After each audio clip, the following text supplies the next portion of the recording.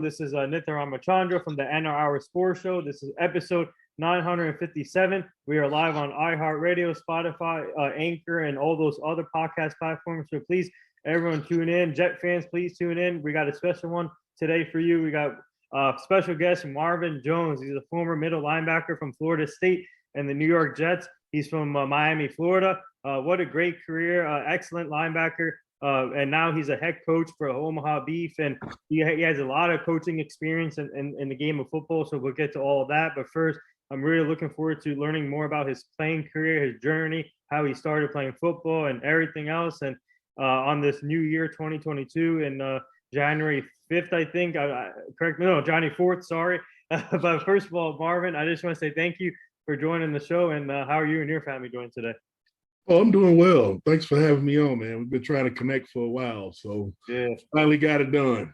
Yeah, so I'm happy to have you on the show today. And first, I just want to start off with your Actually, I want to start off with obviously we lost a legend in John Madden, and what a great guy, great personality, great coach, broadcaster with Pat Summerall, and obviously you can see him on all the Madden games. That's what he's known for. And what memories did you have sharing as a player with him, or did you share any experience, and did you go back to look at your own Madden ratings, or what speak on the legacy of John Madden? Oh man, I tell you what, he was a tremendous guy. His impact on the game in every way. You know, he did so much for the NFL and advancement in the NFL. I mean, especially, television wise, media wise. You know, one of the things I used to love about him is when, during the game, he'd always draw those little markings on the TV and and give the little explanation. So, but he's a guy that, he's just synonymous with the NFL. I mean, he's, I think he's one of those guys that's going to always be remembered, Yeah, so now I want to start off with your childhood growing up, and obviously you grew up in Miami, Florida. What was that like there, and when did you get interested in the game of football, and who would you say your biggest role model in your career was? Well, I tell you, I've all I wanted to do was play football since a young kid. I was always a bigger kid than most of the kids around me, and I always, was known as the hardest hitter. We used to play, tackle in the grass, and in the street when you run the grass tackle. So, and I was always out there trying to, knock somebody out. I mean, kids were always mad with me, but. I think my biggest influence was obviously my brother that played football, and he was, throughout my journey, he was the one that was there to make me go to practice, make sure I was at practice, just was really tough on me. But we grew up at that time because my cousin played for the Raiders during that time. Neil Cozy, he was a first round draft pick out of Ohio State. So, just having him and watching him on TV just kind of really, had an influence. I mean, we're from the, same neighborhood, we grew up and, which he's since passed away. But I mean, he was the big guy, he was a big safety man. So. Wow. Yeah. So for you, obviously you were a linebacker, but growing up and learning the process of football and going into high school, did you learn any other positions before linebacker? Well, I actually was like a fullback at one point. Going into high school, I ended up getting another position. I was still playing fullback, and I got voted became the punter and the kickoff guy. So, which I hit some few. I think my longest I had was 73 yards in the air when I used to play in the Orange Bowl. But see, I had a head start because during that time I was in elementary. My brother was playing at Florida State, so when he was in the off season, he came home. I already had the playbook, and I was in elementary school, and I used to go work out with him as a youngster. So I mean, we've always had that influence, but. As linebacker wise, it would have been the Giants when they had the big blue wrecking crew, Lawrence and Reason and Carson. I forget the other guy. Carl Banks. Yeah, Banks. Yeah. So I didn't have favorite teams. I just had favorite groups of guys that I really liked, and even liked the Cowboys when I was young. Nice. What is his name? Newhouse. Robert Newhouse. Newhouse is our favorite. We all wanted to be Robert Newhouse. Yeah. I even had my mom for Christmas. People don't know this, but back then they used to sell the NFL bicycles. Hmm. And you can Wow. go and buy the Dallas Yeah. Cowboys and Miami Dolphins and stuff like that. So I actually had a Dallas Cowboy bike. Oh wow, that's awesome. Yeah. So obviously, in high school, senior year, what did you learn, particularly as a player, senior year, and obviously it's an important year for athletes when all the college things come in, the scholarships, and going to the next phase. So what did you learn as a high school player, especially senior year? Well, I mean, it was, woo. I think one of the toughest things for me in high school is we had so much talent, but we didn't win a bunch of games. And, I attributed that for some other reasons. We won't talk about that today. But I think the toughest part of high school, I was a young kid. I went to Miami Northwestern for 4 years. So I went there as a ninth grader, 1986. I think, one of the toughest things, I don't think I was kind of ready for all of the stuff that came along with it, being a parade All-American, and all of a sudden I'm on TV every week. Somebody's wanting to do a show. That was a tough part. I mean, because I'm a 16, 17-year-old kid, and you get experiencing all this. And it was a lot different. I mean, even though you had a social media explosion, but being a local kid in Miami, and oh man, and it was just all the time. I did so much stuff at the school, walking around the school, being interviewed during lunch, and that's very tough.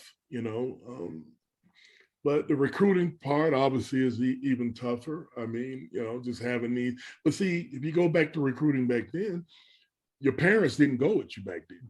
Yeah. Like now now the colleges, they'll give you 2 tickets for the parents to go. But our parents didn't go back then. I mean, they fly commercial now, but back in our day, after the football game, we'd have a jet sitting on the, runway, and flying to places. I used to take a jet up to, Oklahoma and Georgia. I'm the only guy on the plane on the jet, with all this food and stuff. So, I mean, that's always, when you put yourself in that position, that's always going to be the toughest thing.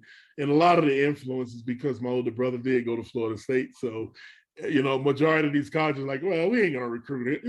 He's going to Florida State anyway, which ended up being true. But I felt like you got to take all of the trips.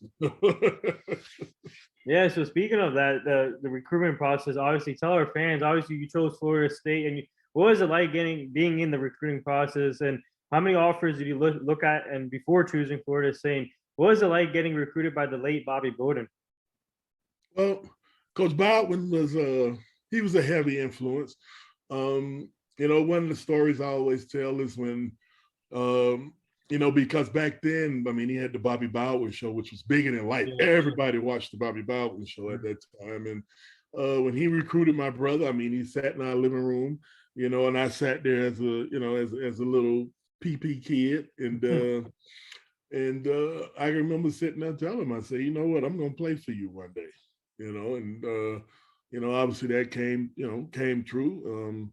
With that, I mean, I've had my time. I had every college recruited me. I mean, I guarantee it was at least 100. Because at that time I was rated as probably the number 5 player in the country. But you got to realize in my day, there was really some great athletes. Yeah. Like, not to say anything like today, but back then, we didn't have that social media presence. Right. You know what I mean? So, I mean, if I had social media presence like they have now, man, whew, there would have been a whole different story. Whole different story, especially with this NIL type stuff. Yeah. Man, I'd have broke the bank.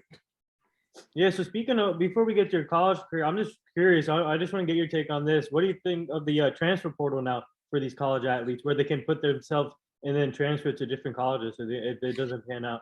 Well, I had this discussion with a colleague this morning. And, one of the things I think what they could implement is that you can have a time period to leave.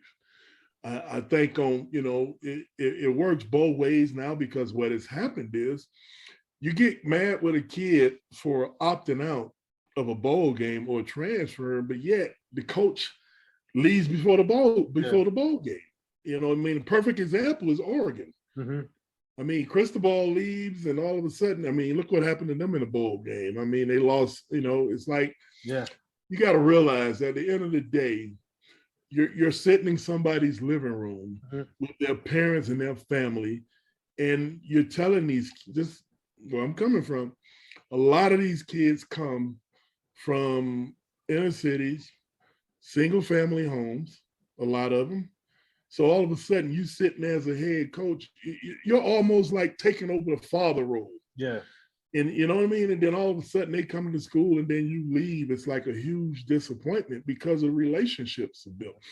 But I think there's a way, like I said, I think there's a way which you can put a cap on. Okay, you have a certain amount of, you know, a time period where you can leave. I don't think it's fair during the season because myself, you know, as a coach, I mean, I would hate to spend you know, the whole training camp getting ready for a season, and all of a sudden this players, you know what I mean, it messes up your whole game plan. I mean, you just imagine, you look at right now Oklahoma with Caleb. Mm-hmm. I mean, he's the offense. Mm-hmm.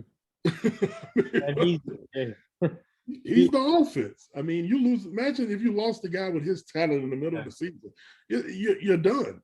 So I think there needs to be some type of time period, whether it's before training camp or, you know, at least that way. Because what happens is you still lose that scholarship. Mm-hmm.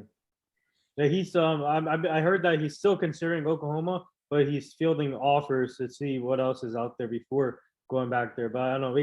It's gonna be interesting to see what happens to Caleb.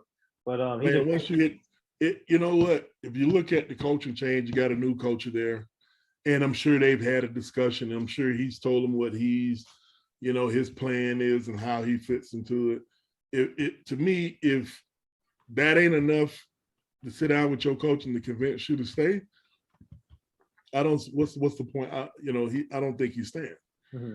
You know, maybe there's, because there is going to be discussion. That's one of the toughest things in the transfer portal. You know, initially you go to a school that maybe not recruited you. Yeah.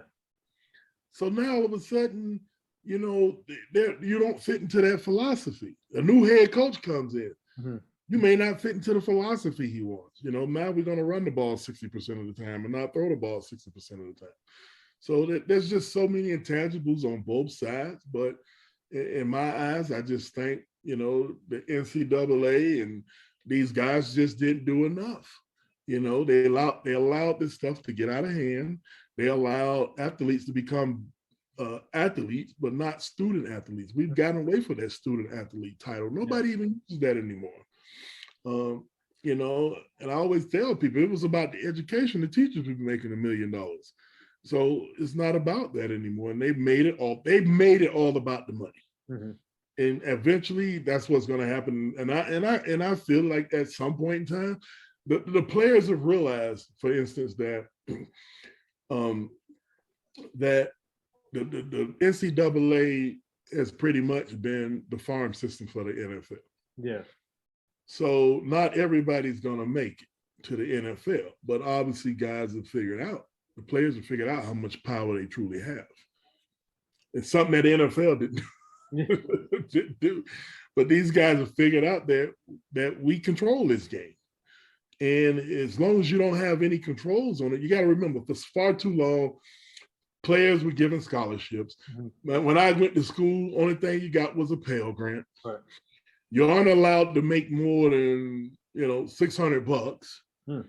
So pretty much you can't work. And, so I think that's just for so long, the guys just got really tired of it and realized, what, we're doing this. You think of Texas, they have $160 million a year budget. Yes.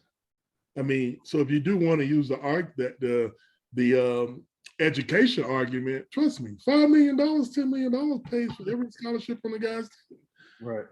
So there's no comparison. I mean, so I think, until they figure out a way to control this thing.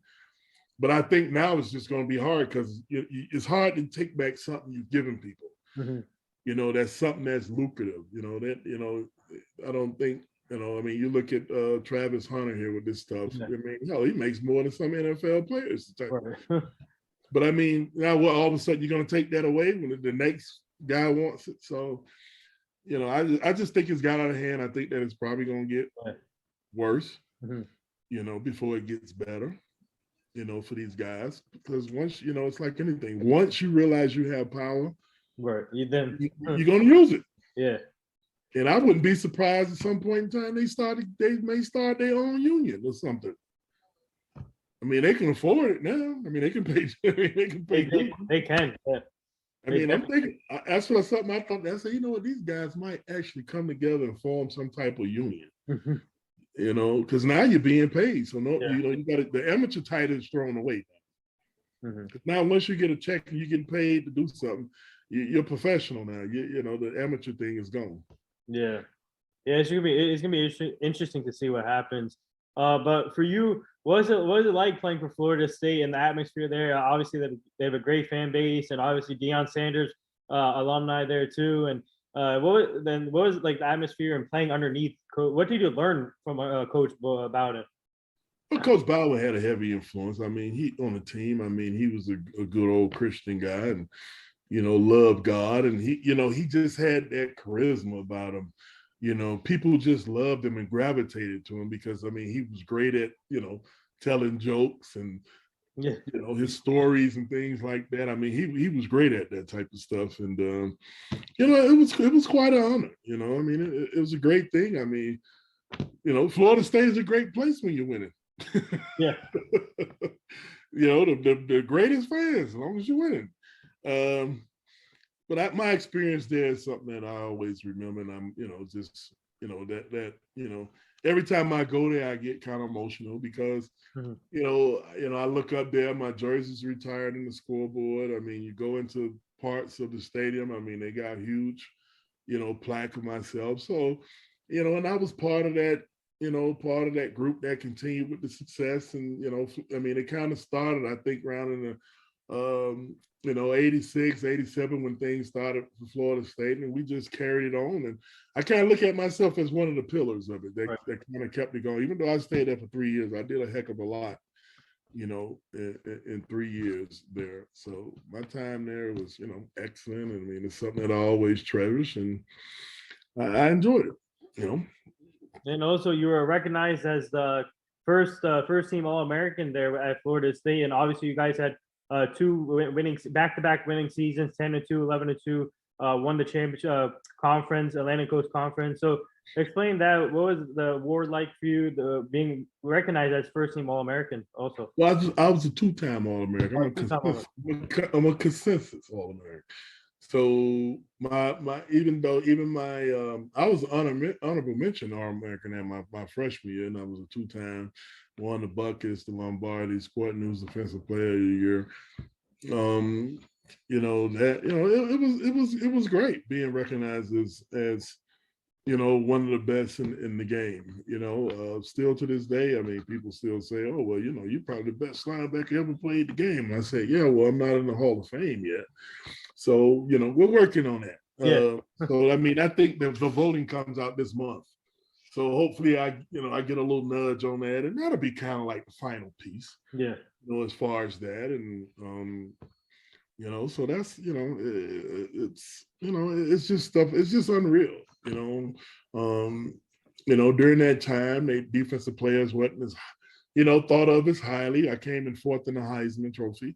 Wow. So I mean, I did so much then, and it's kind of like before its time.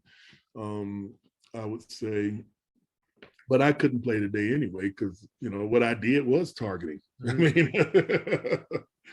that was the game. I wanted to make you afraid and intimidated you. So today it'd be different for me.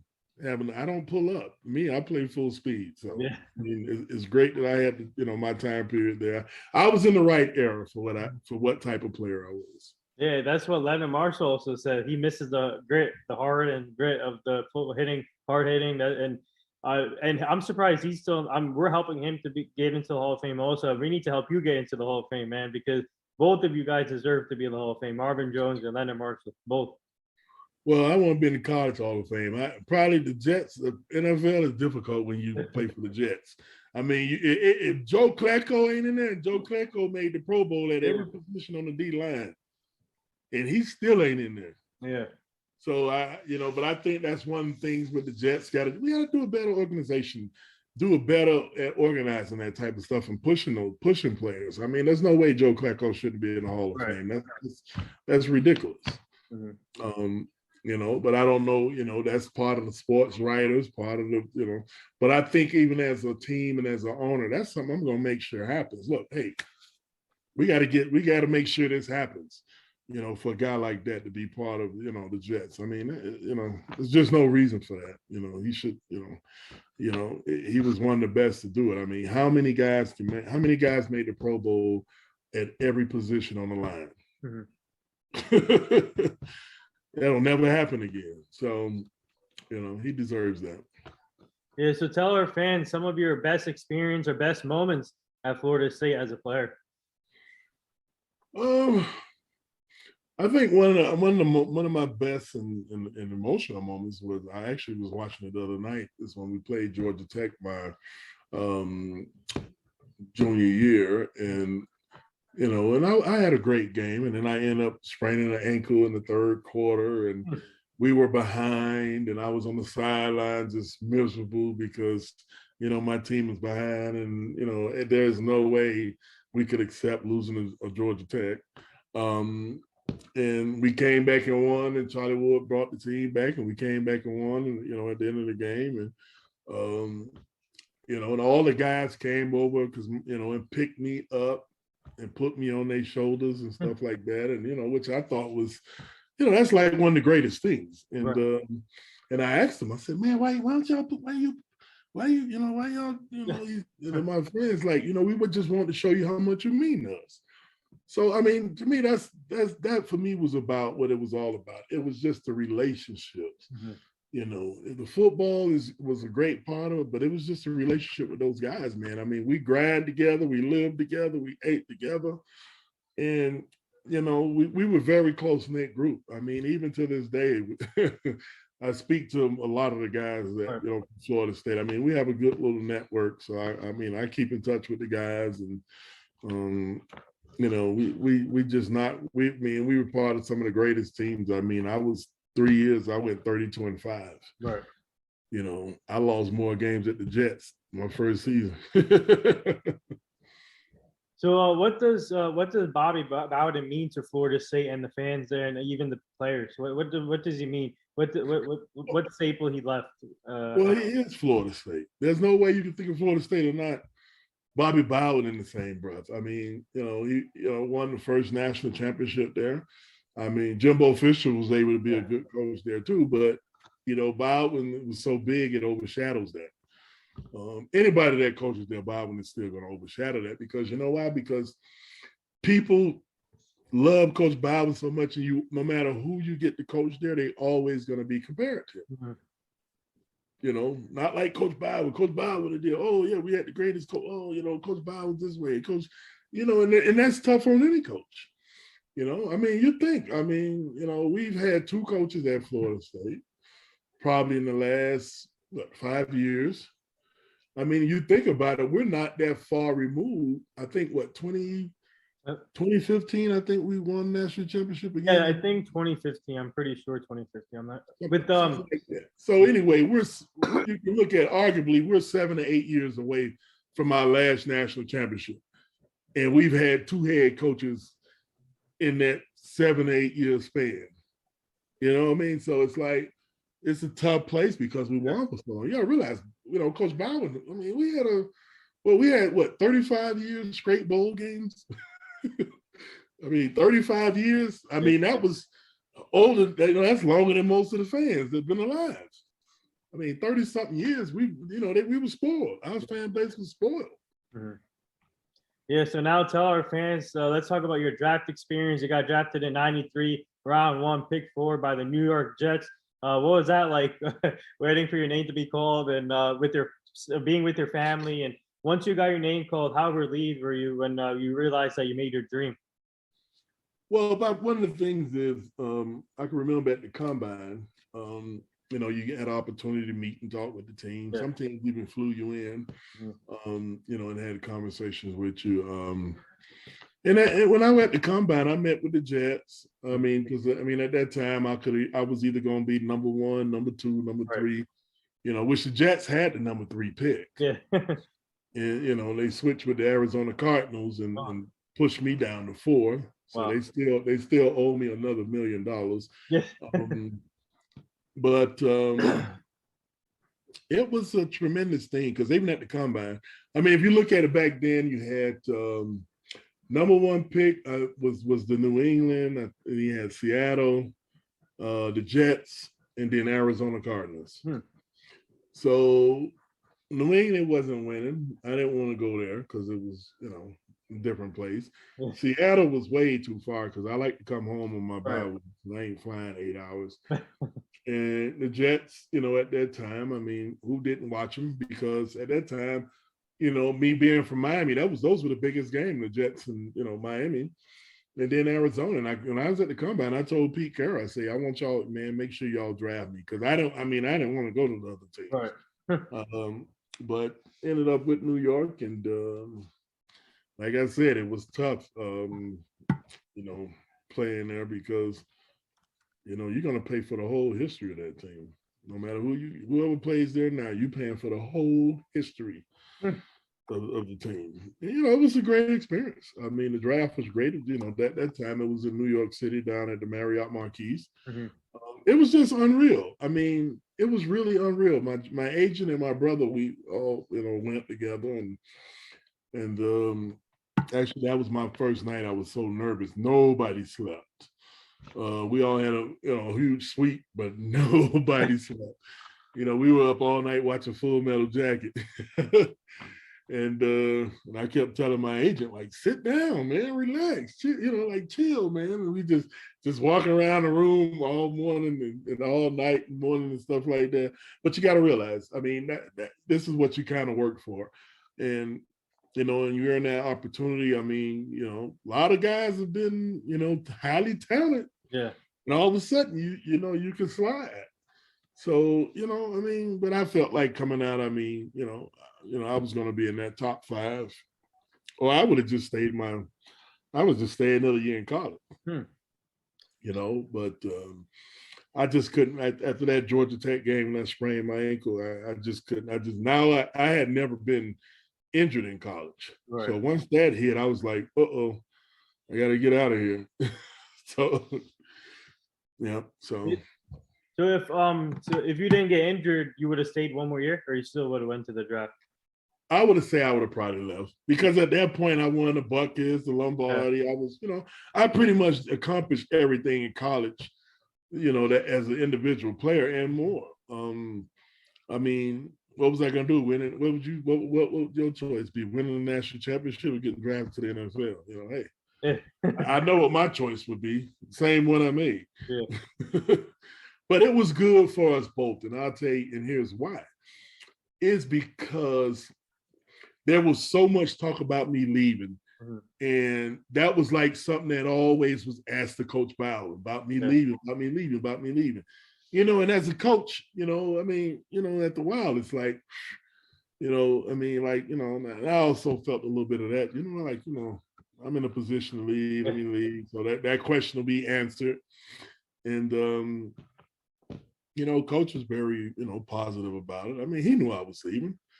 I mean, he used to make jokes all the time at the banquets about him being my accountant, something like that, So he knew. I mean, I'd done so much for that school and myself and put myself in that position. So I mean, they all would have did the same thing, but it just wasn't very common back then leaving as a junior. Right. I mean, we had Terrell Buckley left before me, and I think not Dion. I don't think Dion. But you were there with were you there with Dion? No. Dion was Dion's 2 years. I was there in 90. So Dion was 88. Okay. But the only other player during my time that left as a junior was Terrell Buckley. When he got drafted to the Packers. So it just wasn't a common thing for juniors leaving back then. So they might be still feel a little type of way about it. That's okay. Yeah. Hey, speaking of, I'm just curious because why do teams, obviously you got picked 4th and the Jets had the 3rd pick. Why do teams I get confused sometimes when the teams try and trade, and if the player they want, they could have gotten. I mean, they could have saved the pick. Why do they switch picks and then get the player they want? They still get it in the bottom. Why do teams do that? Because it's less money. Mm-hmm. Why if you're going to work out a deal with a couple of teams, and you got to remember, if a guy's, let's just say if a guy's a fourth or fifth pick, right now you're probably guaranteed 30 40 million bucks. Yeah. But if you work out a deal with another team and you give up that pick and drop down, drop that guy down the 12 to 15, you're saving millions and millions of dollars. Right. So you got to remember, one thing about the NFL is always boiled down to money. Yeah. Yep. You're too old, they don't want to pay you too much. If you make too much and we can't afford it, we trade you. Mm-hmm. Everything in the NFL revolves around money, and and that's all the players know it, and the teams know it. So, I mean, that's the thing about it, because you expect certain teams to take players at a certain position. Now, all of a sudden, it screws up the whole everybody else, because now this player may be gone, now this player may be still on the board. So it's a gamble, and anybody. And Mel Kiper's never been right on the first pick. Yeah. As long as I've known him, so if Mel Kiper don't know, nobody else knows. And he's been doing that. And Mel, you know that Mel Kiper's never gotten the first pick. He's never got it. Nope. And what? He's been around 35 years. Never's done it. So if anybody can tell you about the draft, they have no clue. Mm-hmm. Because certain players that should get taken at certain spots don't get taken, and they're left, and the team that has the philosophy, well, we may need a defensive end, but all of a sudden, somebody don't take that highly regarded wide receiver, and they take that. So you don't know. It's a crapshoot. Yeah. So what was the first thing after you got drafted? What was the first thing you did with your family? What was the first thing I did with my family? Yeah. Sat him down and told everybody ain't gonna be no handouts. Well, the thing is, as I look back on it, it was very tough, because at the same time, I mean, you get money, but I mean, we didn't know about how you handle things with money, because it ain't like my parents had a lot. I mean, we just wasn't raised in that position. So, I mean, you make a lot of choices that people, your family members may get pissed off about, but you got to take into account that I don't know, because I've never dealt with that, and nobody in my family's ever dealt with that. Mm-hmm. So I mean, you make decisions. I mean, money's a great thing, but it screws up a lot of stuff in families. It just does, because you got to remember, when you come from the inner city, everybody need money. Mm-hmm. It's not like moving to Beverly Hills with, everybody whether it's a brother, sister, uncle, your parents. I mean, you look at a lot of inner city kids. Hey, the first thing guys say, I had to buy my mama a car, I had to buy my mama a house. I mean, that's just it. Everybody is, broke. I mean, so, I mean, and that's one of the things and that's why a lot of those guys still continue to give back. And I mean, I was huge in a lot of that stuff, but a lot of times you got to just teach people to give them the knowledge. I was telling somebody the other day, it's great to drop off turkeys, but what that's going to do for one time a year? Yeah. You got to feed these people. And I used to do like a lot of football camps, and then I got out of it. Mm-hmm. I started doing leadership camps, teaching these kids healthy living, leadership, motivation, because that's what's going to benefit them. 0.01% of the people that from little league to high school make it in the NFL. Yeah, so now when you go to the Jets and as a rookie, you see players like Boomer Esiason, Leonard Marshall, I mentioned earlier, Ronnie Lott you got to play with, Mo Lewis, Eric Thomas, Kyle Clifton. What goes through your mind when you see players like that as a rookie coming in? Well, I played with Art Monk too. He was already old when I got there. Kyle Clifton probably was one of the best linebackers that played. I mean, he was great out of TCU. I mean, he was kind of like a mentor for me. He knew I was coming in to take his job, but I can tell you what, that guy helped me so much. And he knew I was coming in to take his job. Right. awesome guys. You know, the Jets, I mean, yes, at that time you had a lot of older guys. You know, I can remember the first time I went to a meeting and, you know, and I walked in and Kyle Clifton was sitting there and I didn't know who he was at the time. And I was like, hey, what's up, coach? Because the guy's sitting there with all this gray hair. And that's the type of guy. I was young. I got drafted at 20 years old. Right. And all these NFL was a little older back then. So, you know, you sit in a room with all these guys you used to watch on TV as a kid. It's like, man, you know, and you playing with these guys, and you know, it's just an unbelievable feeling. I mean, you know, the NFL is very special. I mean, you know, being able to put that shield on is tremendous. You know, people work all their lives to be able to wear that shield. So, you know, I was fortunate to be part of that club.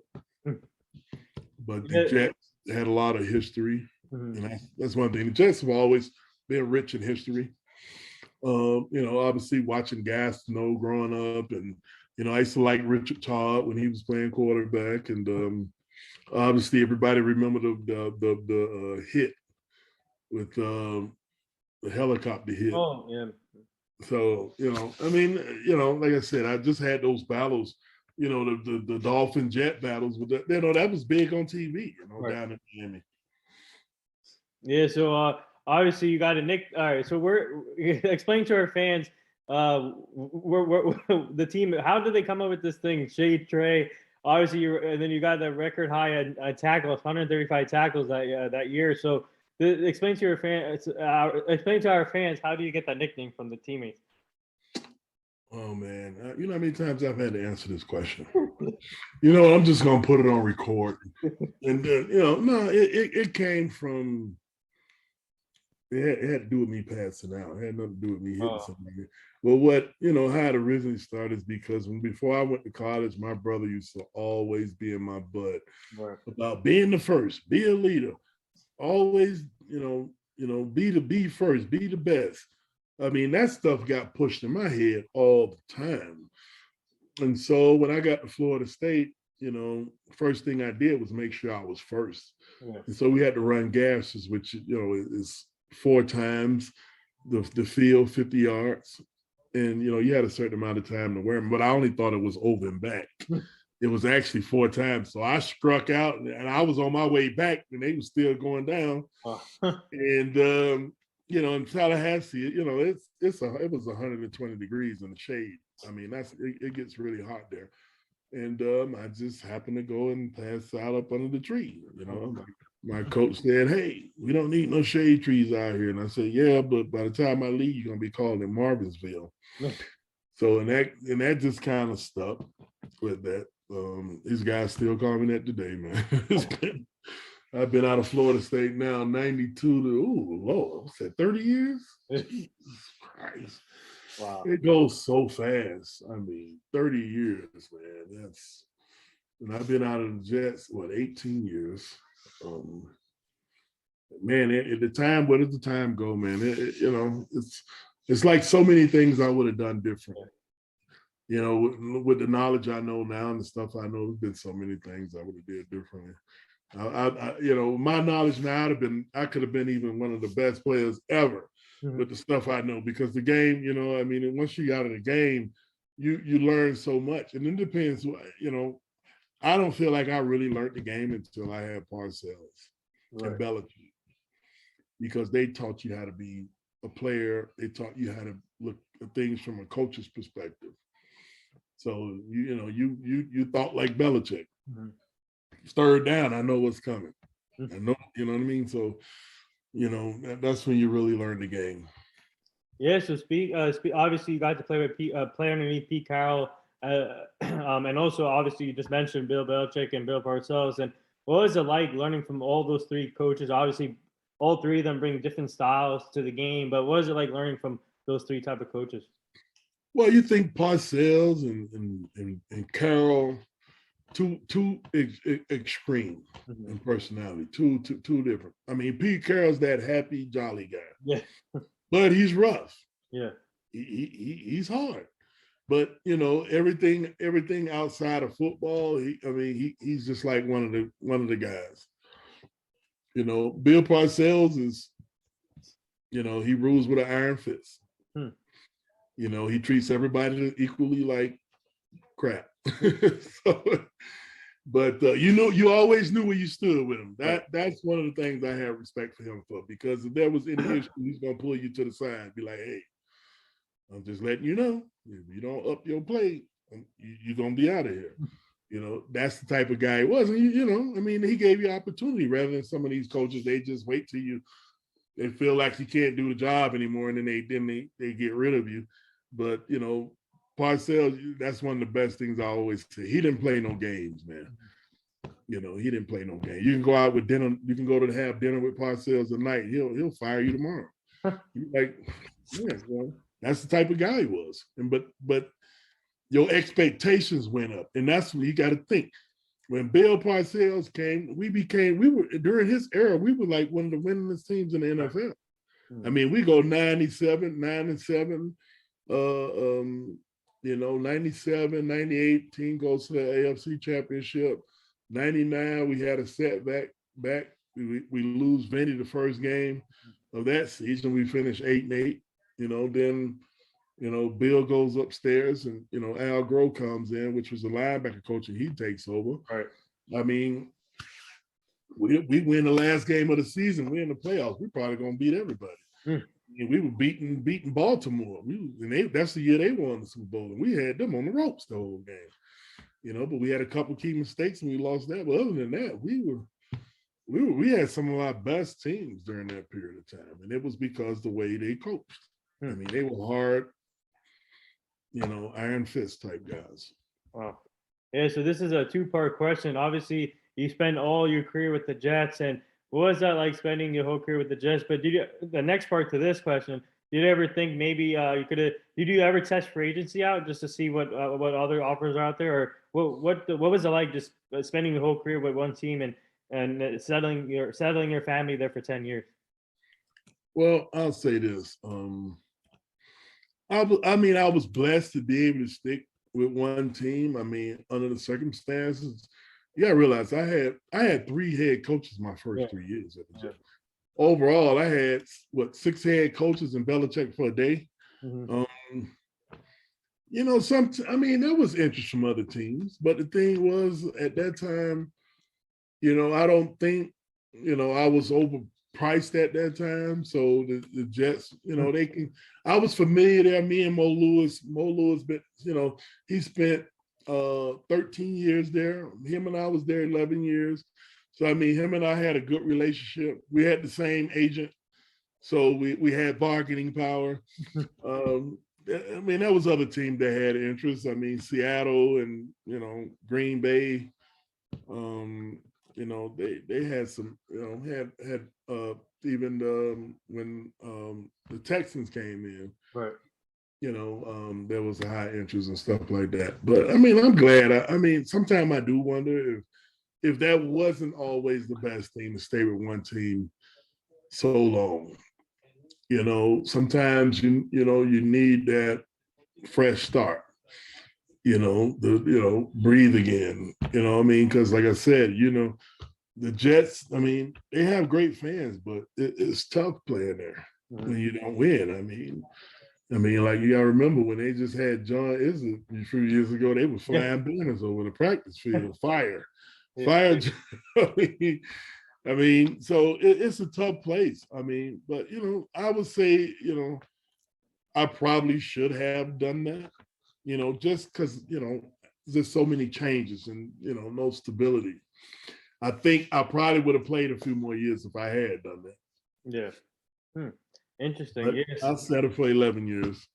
Yeah. So speaking of the Jets, can you share some of your memories or funny moments or your best moments throughout your career with the New York Jets? Well, I would say probably the biggest moment was, the Monday Night Miracle game. We came back. I don't remember, was it 21 or 28 points? We came back from to win that game, and that was a great game. That was obviously one of the most memorable games, during that time period. It was. That was probably one of the biggest deficits probably for a team to come back ever. And that's kind of actually we had a reunion a few years ago, the Monday Night Miracle team. So that's probably one of the biggest moments. I mean, as a Jet, I think even 2001 winning the AFC East, I mean, that was crazy. We won that night because one of the teams ended up losing and we won. So, I mean, I just have so many memories there. I mean, spending my whole career there, met some great people, some great fans and stuff. So, I had the opportunity of a lifetime. I mean, built a lot of relationships, met some great people that I'm still friends with. Yeah. So now, how grateful are you to be in this position? Looking back at your career, playing in the NFL, playing for Florida State, working hard, never giving up, getting to your dream, and obviously having a great career and spent 10 years with one team. And how grateful are you to be in this position right now? Well, I'm very grateful for all that stuff. I think it's all about growth, experience. I think, you have to realize that, what, as a young kid, you had a dream, you realized your dream, you did everything that you can. I have no regrets from the game, even though I had some injury bugs and stuff here and there, but I don't have any regrets about that. I mean, you got to realize I was a very young kid that had a dream. Right. How many people can be young and have a dream and end up having that happen for them? It's a great experience. It's obviously, I mean, those huge pause. You got to realize I spent 11 years with the Jets, 3 years at Florida State, 14 years.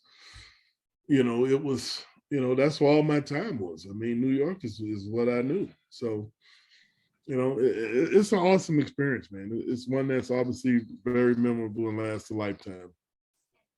Yeah. So now transitioning after your career, obviously you're a coach now, but before head coach, you were a linebackers coach, defensive coordinator, interim head coach, head coach again, and defensive coordinator. So what was it like being after your playing career, staying involved in the game as a coach, and what did you learn from those from 2014 to now as a coach?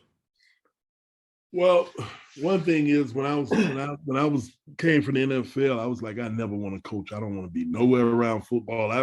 I've had so much football during that time period. Right. But I had, started off, had about 3 years in it, high school. I mean, the kids are great. Parents, no. Then I jumped into, they had a league, just had started a very short league at that time with the FXFL. They had a team over in Brooklyn Boats, and I got involved with that as a linebacker coach in 2014, 2015. They had my second year, I was defensive coordinator, had a team up in Hudson Valley. So I ended up going to upstate New York, coaching up there, and that was 2015. And then I ended up interning with the Jets in 2016. And towards the end of that year is where I transitioned and got hired in the pro indoor football. And that was when the Colorado Crush, and then I went to Cedar Rapids, had a team. And ever since there, I've been with Omaha since I signed with them in 2018. So I've been with the same team. I came in as assistant head coach and defensive coordinator, and became interim head coach at the end of the season. We went to the Northern Conference Finals in 2019, and obviously 2020 we didn't get an opportunity to play, which I still had a great team, but you lose a lot of those guys because they're afraid of things. So and then 2021 comes, and I have a whole new team except 3 guys back from my best team, and we end up being the first team in the history of the organization, because it's the longest pro indoor football team. It's going on 23 years. So I was the first head coach, and we were the first head team to win the championship in the 22-year history. Wow! Wow! Congrats on that. Yeah, thank you. And a lot of people that don't know the Omaha Beef, and the head coach of the Green Bay Packers, Matt LaFleur, was a quarterback with the Beef. Oh, really?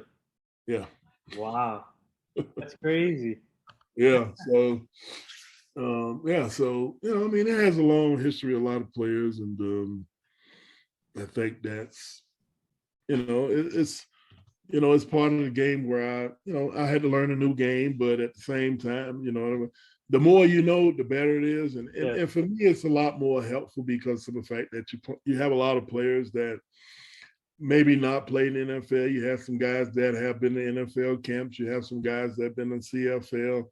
So to me, it's just a thing where you can really help these guys out and try to teach them the right way, because I do take that, that iron fist approach like Bill Parcells had. And that's the thing, it's what works. It works. And, whoever don't, it's like a weeder outer. Mm. Everybody that if anybody can take that, then they're going to be a real good player and they'll stay around. But it weeds guys out when you run things like that discipline. And I believe in practicing. I couldn't stand my coaches because I felt like they worked us too hard, and Yeah. I'm doing the same thing. So I go with where it work. I think I have a good formula, for what works. I think, even this year, I've lost some key guys, but I feel like what I do, we're still going to keep moving on. And, we're still going to be one of the best teams in the league. And who knows, Yeah. So what's it like, obviously sharing your stories, your experiences as a coach and as a player, sharing those to your players now, and what's it like coaching these young kids and making them better players? Well, my goal is always to help guys progress. I try to I have a lot of smaller school guys that I help, move up and really become better players. That's what it is for me. These are different breed of guys. Yeah. They're a different breed now. So I think one of the things is, you just try to do the best you can and try to give them as much knowledge. But, kids today, they know everything already. So, one of the biggest things I always tell them when they first get there, I say, listen, I've done what you guys wanted to dream about doing. So I would be highly insulted if you guys don't come ask me questions and try to figure out things, because I'm here as a knowledge base and a resource for you. Yeah. So now, what are you most looking forward to for next season or this season as a head coach, and for your players? What are you most looking forward to? Well, we got to defend the title, man. That's number one thing. It's going to be very difficult, just simply because when you win championships, you're going to lose guys. I've had a few guys that, they wanted to go to another league, same indoor league, but they call it a move up, a step up. So, but, that's expectation. I know, NFL, you win a Super Bowl, everybody leaves and goes somewhere else. So it's always tough, but to me, it doesn't, I feel like as long as I get in the playoffs, I'm going to win it all. Yeah. So now, what's it like sharing your stories, your experiences on platforms like these and shows like Kelsey shows and being on other shows too? What's it like sharing that and on these type of platforms? Well, I love being able to talk about it stuff because, you're talking from another perspective. It's different from a player's perspective. Now it's from experience of coaching and stuff like that. So it's, it's good because, it's kind of like the older guys like us, we have to be the bridge, between the knowledge, because now, these, when, the young kids, they don't know too much about sports. So they think they know, they go by what they read, but they don't know what really great players are, especially from my time period. That was the best players. Being with the Jets, every quarterback we faced was a Hall of Fame quarterback. Jim Kelly, you had Bledsoe, then you had Peyton Manning, Dan Marino, John Elway, Warren Moon. List goes on. That whole 90s era was nothing but Hall of Fame quarterback. Not Harbaugh, but you had that type of competition. So this is people that people don't even talk about anymore because they just so they don't watch. It's kind of like the present. It's like if it ain't Tom Brady, they don't know nobody. Mm-hmm. But I had a guy, actually my agent. My agent was one of the most in-depth people in knowledge. It didn't matter what, he was so smart. Rosenhaus back then. He is so smart. I don't care what year. You can ask him a player from the 60s, the 70s, the 80s. He can tell you exactly who they are and damn near tell you the stats. We used to play this game like that. Be like, all right, who's so and so? Oh yeah, he had 3 sacks and 10 sacks, and he knows that stuff like that. And that's one of the things I think we did as the NFL guys. When you get in the NFL, man, you got to know the history. Yeah.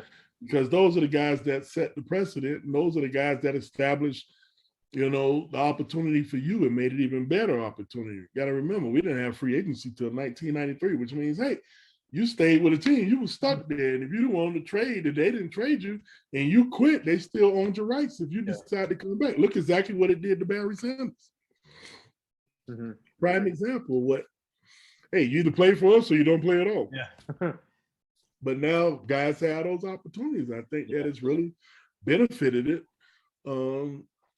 Guys are able to capitalize on free agency, make more money elsewhere. And, it's a good thing. Yeah, so this is a 2-part question. And which linebacker now that you like to watch reminds you of yourself? Besides none of them. I think, God dang it, what's the boy from he was with the Jets. Do you remember what's his name? Played the linebacker from the Saints, Demario. Oh, Demario Davis? Yeah, he was with the Jets, right? Yeah. Yeah. Mm-hmm. That guy's one of the best guys in the game. Yeah. Him, I like him. I think, I like Barry Wagner too with the Seahawks. Bobby Wagner. Yeah. So I just love watching Demario play because he's excited, man. He's a guy that he takes over a game. And as a player, that's what you have to do from that spot, because that's what fuels everybody. It's no different when I played at Florida State. I can make the next 15 plays in a row. And that's taking over a game. And that's what he does with that excitement and stuff. Mm-hmm. And the next part to this, which toughest quarterback that you had to face in your career? Every year, I think it's Dan Marino back then. He didn't care. He was able to fit that ball in any type of space. And as a player, he'd always tell you that because I knew Dan personally, being from Miami and stuff like that, and I would always see him because he owned some restaurants now, Dan Marino's, and I used to go to his restaurants all the time, and he would always say, "You know what, Marvin?" He always said, if I see a number 50 out there covering, he said, the ball is coming. I'm throwing the ball. So, I always knew when I was ever covering a running back, I knew the ball was coming, being thrown at me. But he was able to just put that ball in such tight spaces that I haven't seen anybody that can do it the way he did it. So the last 2 things here before I let you go, our team is part of this foundation. It's called the Hugh Jackson Foundation. He's a former NFL coach. He's now the head coach for Grambling State, and we're trying to help him prevent human trafficking, making sure the community stays safe, the kids stay safe. So we'll send you the foundation so you can go check it out. Yeah, I actually messaged Hugh Jackson probably a week ago. I think as soon as he got the job at Grambling, which is obviously just with the history and everything. Eddie Robinson. Grambling has a long history, and I like what I'm seeing. A lot of these coaches that's transitioning over to that 20 years.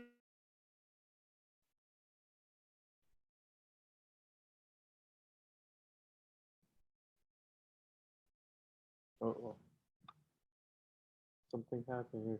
Facebook.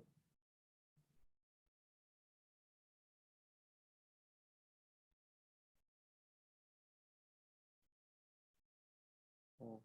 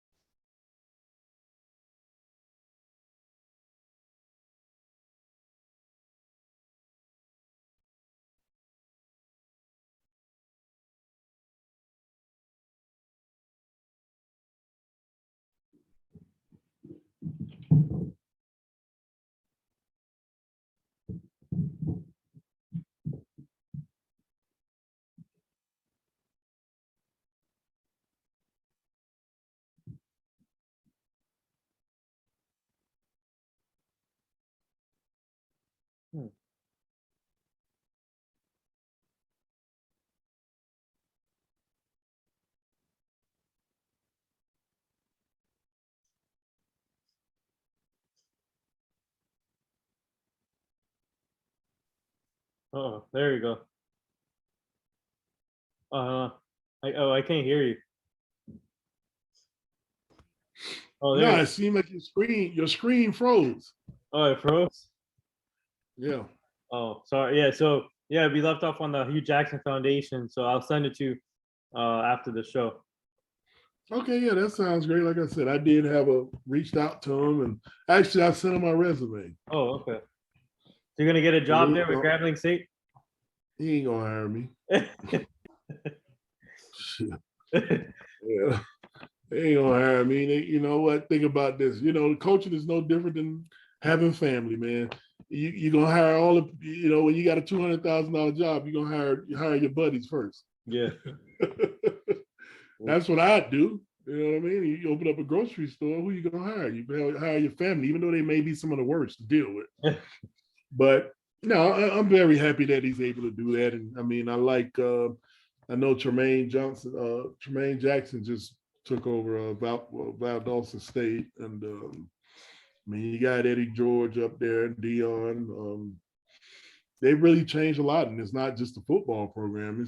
It's part of. I mean, look at the economic impact. I mean, like Jackson State. I mean, just along with Dion being there, they've added another $30 million to the city, whether it's hotels and so it's having a great economic impact, and it's just it's putting that stuff back on the map. I mean, you got to realize if during the 60s and 70s, I mean 60s, 50s, 60s, and 70s, I mean HBCUs had so many guys getting drafted to the NFL, and then once you got to about it kind of weaned off about 1978 is when it kind of weaned off. All of a sudden, you used to have 5, 10 players drafted. Then I think back in '78, it dropped down to maybe 2. Right. And that's it's like building a mousetrap. Mm-hmm. Who builds a better mousetrap?